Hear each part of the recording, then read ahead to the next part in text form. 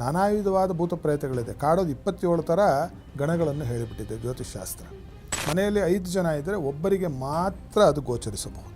ರುದ್ರಗಣಗಳ ಒಂದು ದೋಷ ಇರ್ತಕ್ಕಂಥವ್ರು ಏನು ಮಾಡ್ತಾರೆ ಅಂದರೆ ಹಗಲ ಸ್ನಾನ ಮಾಡೋದು, ಬರೀ ವಿಭೂತಿಯನ್ನು ಬಳ್ಕೊಳ್ಳೋದು ಮಾಡ್ತಿರ್ತಾರೆ. ಅವರಿಗೆ ಮಹಾ ಕ್ಲೀನಾಗಿರ್ತಕ್ಕಂಥದ್ದು ಮಾನಸಿಕ ರೋಗದ ಒಂದು ಲಕ್ಷಣ. ಒಳ್ಳೆಯ ಪರಿಹಾರ ಒಂದು ಮಂತ್ರಶಾಸ್ತ್ರದಲ್ಲಿ ಹೇಳಿದೆ. ಅದೇನು ಅಂತಂದರೆ, ಒಂದು ಗಂಟೆಗೆ ಅದನ್ನು ಪ್ರಯೋಗ ಮಾಡಿಕೊಡತಕ್ಕಂಥ ಕಂಚಿನ ಗಂಟೆ ಆದರೆ ಅತ್ಯಂತ ಶ್ರೇಷ್ಠ. ಬೆಳ್ಳಿ ಬಂಗಾರ ಕೆಲಸಕ್ಕೆ ಬರೋದಿಲ್ಲ. ಅದು ಹಿಂಗೆ ಒಂದು ಸತಿ ಹೀಗೆ ಬಾರಿಸಿ ಕಿವಿಗೆ ಹಿಡಿದ್ರೆ ನಿಮಗೆ ಅದು ಓಂಕಾರ ಕೇಳಿಸ್ಬೇಕು ನಿಮ್ಮ ಕಿವಿಯಲ್ಲಿ. ಗಂಟೆನ ಯಾವಾಗಲೂ ನೆಲದ ಮೇಲೆ ಇಡಬಾರ್ದು. ಗಂಟೆ ನಾಲಿಗೆ ಇದೆಯಲ್ಲ ಒಳಗಡೆ ಮಧ್ಯದಲ್ಲಿ, ಅದು ಭೂಮಿಗೆ ತಗಲಿದ್ರೆ ಏನಾಗುತ್ತೆ ಅಂತಂದರೆ ಬಹಳ ತೊಂದರೆಗಳಾಗುತ್ತೆ ಮನೆಯಲ್ಲಿ. ಬುದ್ಧಿಗೆ, ಜ್ಞಾನಕ್ಕೆ, ಮಕ್ಕಳಿಗೆ, ಹಣಕ್ಕೆ 4 ತೊಂದರೆ. ಮನೆಯಲ್ಲೆಲ್ಲ ಅದನ್ನು ಚಿಕ್ಕದಾಗಿ ಬಾರಿಸ್ತಾ ನುಡಿಸ್ತಾ ಒಂದು ಸುತ್ತಿಕೊಂಡು ಪ್ರದಕ್ಷಿಣಾಕಾರ ಸುತ್ತಿಕೊಂಡು ಬಂದ್ಬಿಟ್ಟು ಮಾಮೂಲಿ ಮತ್ತೆ ಎಲ್ಲಿತ್ತೋ ಗಂಟೆ ಯಥಾಸ್ಥಾನದಲ್ಲಿ ಇಡೋದು.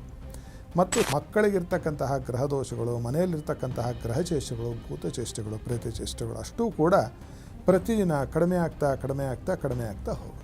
ಭೂತಗಳು ಇಟ್ಕೊಂಡಿರೋದು, ಪ್ರೇತಾವಾಹನೆ ಆಗಿರ್ತಕ್ಕಂಥದ್ದು ಸುಮಾರು ರಗಳೆಗಳಾಗಿದೆ. ನಮ್ಮ ಅನುಭವದಲ್ಲೂ ಇದೆ, ಅನುಭವಸ್ಥರು ಸುಮಾರು ಜನರು ಇದ್ದಾರೆ. ಅನುಭವಕ್ಕೆ ಬರದೇ ಇರತಕ್ಕಂಥವ್ರು ಏನು ಇದರ ಬಗ್ಗೆ ಅವೆಲ್ಲ ಸುಳ್ಳ್ರಿ ಅಂತ ಅನ್ನಬಹುದು, ಅನ್ನಲಿ, ಅದಕ್ಕೇನು ತಪ್ಪಿಲ್ಲ.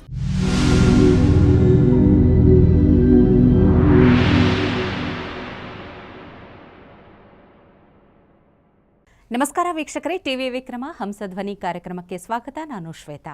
ಯೋಗ ಸೂತ್ರ ಮತ್ತು ಆಧ್ಯಾತ್ಮಿಕತೆಯ ಅರ್ಥಪೂರ್ಣ ವಿಚಾರಗಳನ್ನು ತಿಳಿಸುವಂತಹ ವೇದಿಕೆಯೇ ಹಂಸಧ್ವನಿ ಕಾರ್ಯಕ್ರಮ. ಎಂದಿನಂತೆ ತಮ್ಮ ಉತ್ಕೃಷ್ಟ ವಿಚಾರಧಾರೆಗಳಿಂದ ಭಕ್ತರ ಮನಸ್ಸನ್ನು ಬೆಳಗುತ್ತಿರುವ ತತ್ವಜ್ಞಾನಿಗಳು, ಧರ್ಮಶಾಸ್ತ್ರ ಪಾರಂಗತರು, ವೇದಶಾಸ್ತ್ರ ಪರಿಣಿತರು ಆಗಿರುವಂತಹ ಹಂಸಶ್ರೀ ಸವಿತೃ ಶರ್ಮಾ ಗುರುಜಿ ಇದ್ದಾರೆ.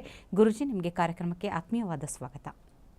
ಸತಾತ್ಮಧ್ಯಾನ ನಿರತಂ ವಿಷಯೇಭ್ಯಃ ಪರಾಂಕಂ ನೌಮಿ ಶಾಸ್ತ್ರೇಶ ನಿಷ್ಣಾತಂ ಚಂದ್ರಶೇಖರ ಭಾರತೀಂ ಶ್ರೀಮಜ್ಜಗದ್ಗುರು ಶ್ರೀ ಶ್ರೀ ಶ್ರೀ ಸಚ್ಚಿದಾನಂದ ಬಾಲಕೇಶ್ವರ ಭಾರತೀ ಮಹಾಸ್ವಾಮಿನೇ ನಮಃ. ಜೈ ಗುರುದೇವ ದತ್ತ. ವೀಕ್ಷಕರೆಲ್ಲರಿಗೂ ಶುಭೋದಯ, ಎಲ್ಲರಿಗೂ ಮಂಗಳವಾಗಲಿ. ವೀಕ್ಷಕರೇ, ಬಹಳಷ್ಟು ಜನರಿಗೆ ಈ ಒಂದು ಅನುಭವ ಆಗಿರುತ್ತೆ. ಒಂದು ಮನೆಯನ್ನು ಬಿಟ್ಟು ಇನ್ನೊಂದು ಮನೆಗೆ ಹೋದಾಗಲಿ ಅಥವಾ ಆ ಮನೆಯಲ್ಲಿ ಇರುವಾಗ ಬಹಳಷ್ಟು ಸಮಸ್ಯೆಗಳನ್ನು ಎದುರಿಸ್ತಾ ಇದ್ದೀವಿ. ಏನೋ ಒಂದು ಕಾಡ್ತಾ ಇದೆ, ಮನೆಯಲ್ಲಿ ಗ್ರಹವೋ, ಭೂತವೋ, ಪ್ರೇತವೋ ಏನೋ ಒಂದು ನಮ್ಮನ್ನು ಹಿಂದೇಟು ಹಾಕ್ತಾ ಇದೆ ಅನ್ನುವಂಥ ಅನುಭವಕ್ಕೆ ಬಂದಿರುತ್ತೆ. ಹಾಗಾದರೆ ಏನು ಮಾಡಬೇಕು? ಇದಕ್ಕೆ ಪರಿಹಾರವನ್ನು ಇವತ್ತಿನ ಸಂಚಿಕೆಯಲ್ಲಿ ತಿಳಿದುಕೊಳ್ಳೋಣ. ಮೊದಲಿಗೆ ಗುರುಜಿ, ಅಂದರೆ ಯಾವ ರೀತಿ, ಅಂದರೆ ಗೊತ್ತಾಗೋದು ಹೇಗೆ ಅಂತ, ಗ್ರಹ ಆಗಲಿ, ಪ್ರೇತ ಆಗಲಿ, ಭೂತ ಆಗಲಿ ಕಾಡ್ತಾ ಇದೆ ಅನ್ನುವಂಥದ್ದು ಗೊತ್ತಾಗೋದು ಹೇಗೆ, ಅದಕ್ಕೆ ಪರಿಹಾರ ಏನು ಅಂತ ತಿಳಿಸ್ಕೊಡಿ ಗುರುಜಿ. ಗೊತ್ತಾಗೋದು ಅಂತಂದರೆ ಇದು ಸ್ವಾನುಭವಜನ್ಯವಾಗಿರ್ತಕ್ಕಂಥದ್ದು. ಮನೆಯಲ್ಲಿ 5 ಜನ ಇದ್ದರೆ ಒಬ್ಬರಿಗೆ ಮಾತ್ರ ಅದು ಗೋಚರಿಸಬಹುದು. ಈಗ ಉದಾಹರಣೆಗೆ ಹೋಟ್ಲಿಗೆ 5 ಜನಕ್ಕೆ ನಾವು ಇಲ್ಲಿರೋ 5 ಜನ ಹೋಗ್ತೀವಮ್ಮ, ಎಲ್ಲರೂ ಇಡ್ಲಿ ವಡೆ ತಿಂದ್ಬಿಡ್ತೀವಿ. ಒಬ್ಬರಿಗೆ ವಾಂತಿ, ಇನ್ನೊಬ್ಬರಿಗೆ ವಿರೇಚನ ಅಂಟ್ಕೊಳ್ಳುತ್ತೆ, ಇನ್ನು 3 ಜನಕ್ಕೆ ಏನಾಗೋದಿಲ್ಲ. ಏನಿದರ ಅರ್ಥ ಅಂದರೆ, ಅದು ಸೋಂಕು ತಗಲಿರ್ತಕ್ಕಂತಹ ಚಟ್ನಿಯೋ, ಸಾಂಬಾರೋ, ಇಡ್ಲಿಯೋ, ವಡೆಯೋ ಆ ಇಬ್ಬರ ಪ್ಲೇಟ್ಗೆ ಹೋಯಿತು, ನಮ್ಮ 3 ಜನದ ಪ್ಲೇಟಿಗೆ ಬರಲಿಲ್ಲ ಅಂತಕ್ಕಂಥದ್ದು ಮೊದಲನೇ ಪರಿಹಾರ. ಎರಡನೇ ಉತ್ತರ ಅದಕ್ಕೇನು ಅಂತಂದರೆ, ನಮ್ಮ 3 ಜನರ ರೋಗ ನಿರೋಧಕ ಶಕ್ತಿ ಪ್ರಬಲವಾಗಿತ್ತು, ಅವರಿಬ್ಬರದು ಕಡಿಮೆ ಇದೆ, ಅವ್ರಿಗೆ ಶುರುವಾಯಿತು ವಾಂತಿ ಇನ್ನೊಂದು ಅಂತಕ್ಕಂಥದ್ದು.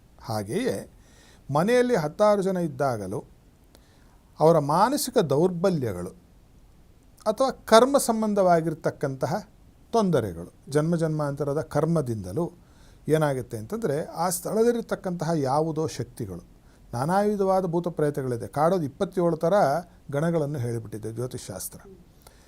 ಅದನ್ನು ನಾವು ಹೇಳಿದ್ವಿ ಅಂತ ಅನಿಸುತ್ತೆ, ಹಿಂದಿನ ಸುಮಾರು ಸಂಚಿಕೆಗಳನ್ನು 2 ತಿಂಗಳ ಮುಂಚೆ ಹೇಳಿದಂತಹ ಜ್ಞಾಪಕ ನನಗೆ ಇರಲಿ. ಒಟ್ಟಿನಲ್ಲಿ ಅಂತಹದ್ದು ನಮಗೆ ಒಂದು ಪ್ರಭಾವವನ್ನು ಬೀರುತ್ತೆ. ಹೇಗೆ ಅಂದರೆ, ಉದಾಹರಣೆಗೆ ರುದ್ರಗಣಗಳ ಒಂದು ದೋಷ ಇರ್ತಕ್ಕಂಥವ್ರು ಏನು ಮಾಡ್ತಾರೆ ಅಂದರೆ ಹಗಲ ಸ್ನಾನ ಮಾಡೋದು, ಬರೀ ವಿಭೂತಿಯನ್ನು ಬಳ್ಕೊಳ್ಳೋದು ಮಾಡ್ತಿರ್ತಾರೆ. ನೋಡಿದ್ದೀವಿ ನಾವು ಇದನ್ನು. ಅದಕ್ಕೆ ಮಾನಸಿಕ ರೋಗವು ಅಂತ ಕೂಡ ಹೇಳ್ತಾರೆ ಕೆಲವರು. ಅವರಿಗೆ ಮಹಾ ಕ್ಲೀನಾಗಿರ್ತಕ್ಕಂಥದ್ದು ಮಾನಸಿಕ ರೋಗದ ಒಂದು ಲಕ್ಷಣ.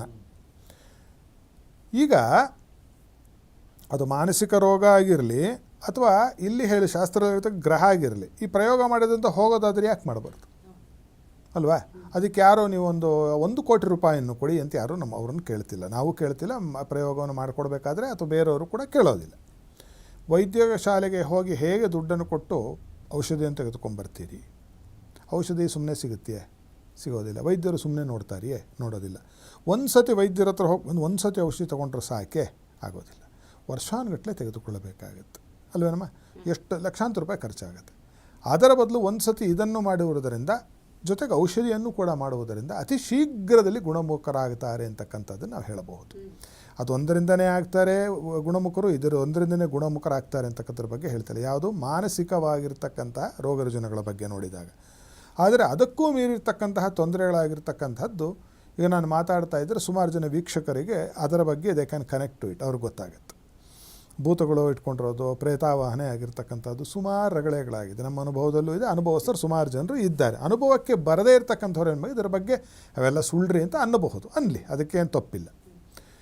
ಅಂತಹ ಅನುಭವಜನ್ಯವಾಗಿ ಬಂದಾಗ ಅಥವಾ ಅಸ್ಪಷ್ಟವಾಗಿದ್ದಾಗ ಏನಾಗುತ್ತೆ ಅಂದರೆ ಅದಕ್ಕೆ ಜ್ಯೋತಿಷ್ಯ ಶಾಸ್ತ್ರದ ಮುಖೇನ ತಿಳಿದುಕೊಳ್ಳಬಹುದು ಅದು ಏನು ಬಾಧಿಸ್ತಾ ಇರತಕ್ಕಂಥದ್ದು ಅಂತ. ಇದಕ್ಕೆ ಸಮಷ್ಟಿಯಾಗಿ ಒಂದು ಒಳ್ಳೆಯ ಪರಿಹಾರವನ್ನು ಹೇಳುತ್ತೆ. ಆ ಒಳ್ಳೆಯ ಪರಿಹಾರ ಒಂದು ಮಂತ್ರಶಾಸ್ತ್ರದಲ್ಲಿ ಹೇಳಿದೆ. ಅದೇನು ಅಂತಂದರೆ, 1 ಗಂಟೆಗೆ ಅದನ್ನು ಪ್ರಯೋಗ ಮಾಡಿಕೊಡತಕ್ಕಂಥವು. ಮನೆಯಲ್ಲಿ ಆ ಥರದ್ದು ಏನೋ ತೊಂದರೆ ಇದೆ, ಮಗು ಹೆದರ್ತಾ ಇದೆ, ಬಾಲಗ್ರಹ ಇದೆ, ಮನೆಯಲ್ಲಿ ಬಂದರೆ ಅದು ಏನೋ ಹಿಂಸೆ, ನನಗೆ ಯಾರೋ ಎದೆ ಮೇಲೆ ಬಂದು ಕೂತಂಗಾಗುತ್ತೆ. ಆಮೇಲೆ ಈ ಮನೆಗೆ ಬಂದಾಗಿಂದ ನಮಗೆ ಏನು ದುಡ್ಡು ಕೈ ಕಾಸು ಏನೂ ಹತ್ತತಾನೆ ಇಲ್ಲ, ಏನೋ ಭೂತ ಸಂಚಾರ ಇದೆ, ಮನೆ ಮೇಲೆ ಏನೋ ಓಡಾಡ್ದಂಗೆ ಶಬ್ದವಾಗುತ್ತೆ, ಏನೋ ಇರಲಿ. ಆ ಥರ ಇದ್ದಾಗ ಏನು ಮಾಡಬೇಕು ಅಂತಂದರೆ, ಒಂದು ಮನೆಯಲ್ಲಿ ದೇವರ ಮುಂದೆ ನಾವು ನುಡಿಸ್ತಕ್ಕಂತಹ ಬಾರಿಸ್ತಕ್ಕಂತಹ ಒಂದಿಷ್ಟುದ್ದದ ಒಂದು ಒಳ್ಳೆಯ ಗಂಟೆ, ಅದರಲ್ಲಿ ನಾದ ಚೆನ್ನಾಗಿ ಬರಬೇಕು. ಕಂಚಿನ ಗಂಟೆ ಆದರೆ ಅತ್ಯಂತ ಶ್ರೇಷ್ಠ. ಬೆಳ್ಳಿ ಬಂಗಾರ ಕೆಲಸಕ್ಕೆ ಬರೋದಿಲ್ಲ. ಗಂಟೆ ಯಾವಾಗಲೂ ಕಂಚೆ ಆಗಬೇಕು. ಮಾತಲ್ಲಿ ಹೇಳ್ತಾರೆ ನೋಡಿ, ಕಂಚಿನ ಕಂಠಾರಿ ಅವ್ರದ್ದು ಅಂತಾರೆ. ಕಂಚಲ್ಲಿ ಉದ್ಭವ ಆಗ್ತಕ್ಕಂತಹ ನಾದ ಇನ್ಯಾವ ಗಂಟೆಯಲ್ಲೂ ಆಗೋದಿಲ್ಲ. ಅದು ಹಿಂಗೆ ಒಂದು ಸತಿ ಹೀಗೆ ಬಾರಿಸಿ ಕಿವಿಗೆ ಹಿಡಿದ್ರೆ ನಿಮಗೆ ಅದು ಓಂಕಾರ ಕೇಳಿಸ್ಬೇಕು ನಿಮ್ಮ ಕಿವಿಯಲ್ಲಿ. ಅದು ನಿಜವಾದ ಕಂಚಿನ ಗಂಟೆಯ ಲಕ್ಷಣ. ಅಂತಹ ಗಂಟೆಯನ್ನು ತರಿಸಿಯೋ ಅಥವಾ ಅವ್ರಿಗೆ ತೊಗೊಂಬ ಅಂತ ಹೇಳೋ ಮಂತ್ರ ಬಲ್ಲಿದವನಾದ ಆಚಾರ್ಯನ ಏನು ಮಾಡಬೇಕೋ ಅದನ್ನು ಇಟ್ಟುಕೊಂಡು ಅದಕ್ಕೊಂದು ಪ್ರಯೋಗ ಉಂಟು.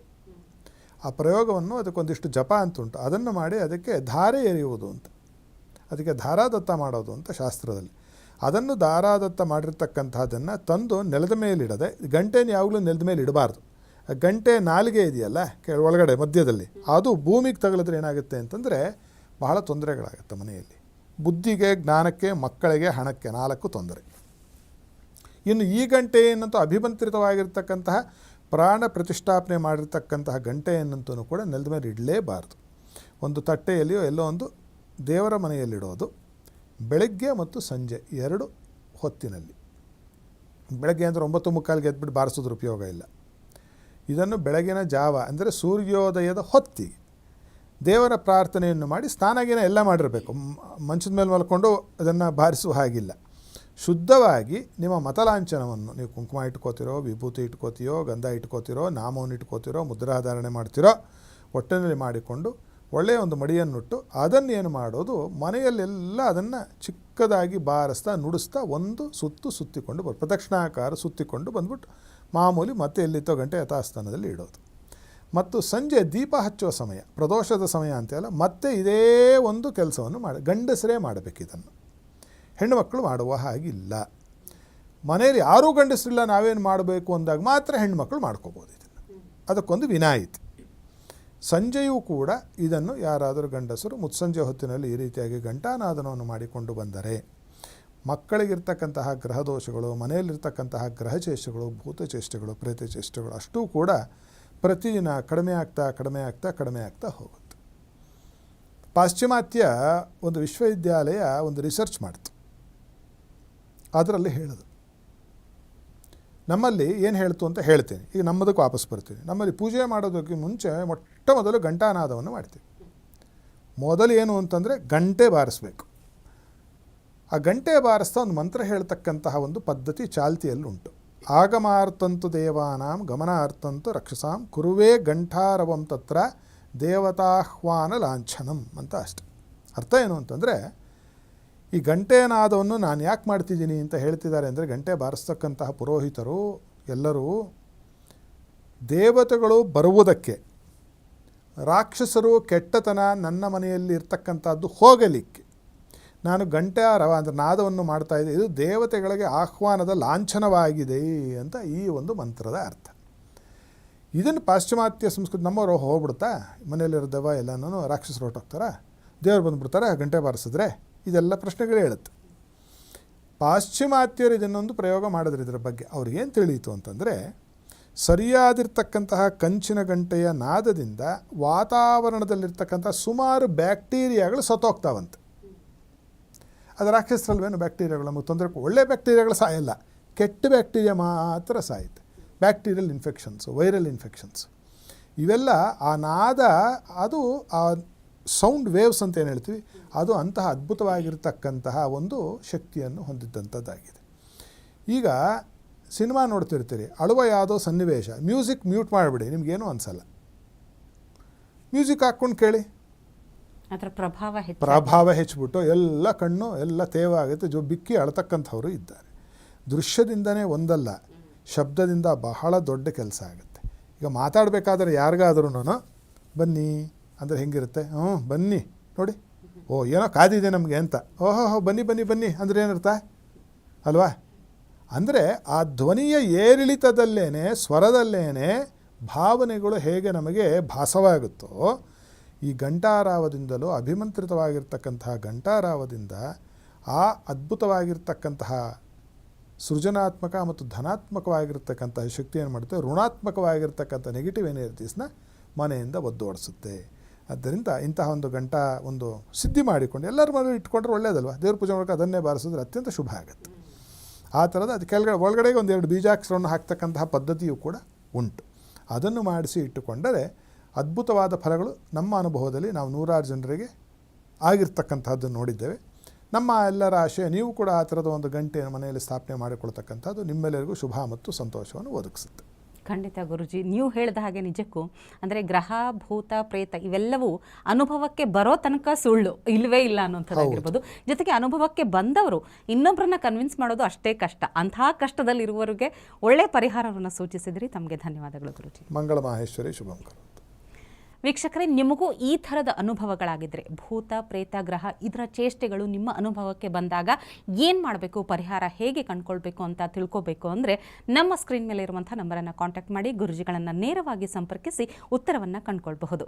ಮುಂದಿನ ಸಂಚಿಕೆಯಲ್ಲಿ ಮತ್ತೊಂದು ಹೊಸ ವಿಷಯದೊಂದಿಗೆ ಭೇಟಿಯಾಗೋಣ. ನಮಸ್ಕಾರ. ಟಿವಿ ವಿಕ್ರಮ, ದೇಶ ನಿಮ್ಮ ಕೈಯಲ್ಲಿ. ಈ ಕಾರ್ಯಕ್ರಮ ನಿಮಗೆ ಇಷ್ಟ ಆಗಿದ್ದಲ್ಲಿ ಲೈಕ್, ಶೇರ್ ಹಾಗೂ ಕಮೆಂಟ್ ಮಾಡಿ. ಟಿವಿ ವಿಕ್ರಮದ ಕಾರ್ಯಕ್ರಮಗಳನ್ನು ನಿರಂತರವಾಗಿ ವೀಕ್ಷಿಸಲು ಸಬ್ಸ್ಕ್ರೈಬ್ ಮಾಡಿ, ಬೆಲ್ ಐಕನ್ ಒತ್ತಿ.